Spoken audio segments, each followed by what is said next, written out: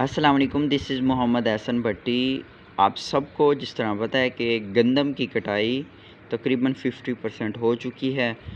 और हासलपुर शहरियों से मेरा एक पैगाम है कि जो लोग सिगरेट नोशी करते हैं वो रोड पे सिगरेट पी के जा रहे होते हैं, बाइक चलाते हैं जब, तो वो अपना बचा हुआ सिगरेट सड़क के ऊपर फेंक देते हैं। हवा चल रही होती है, वो सिगरेट कभी इधर उधर फसल में जा सकता है।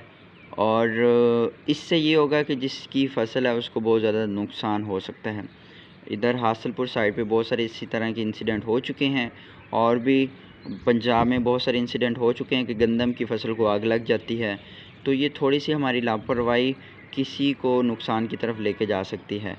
हम सब ने बतौर शहरी इस बात का ख़्याल रखना है कि इस तरह की जो हरकत है वो नहीं करनी।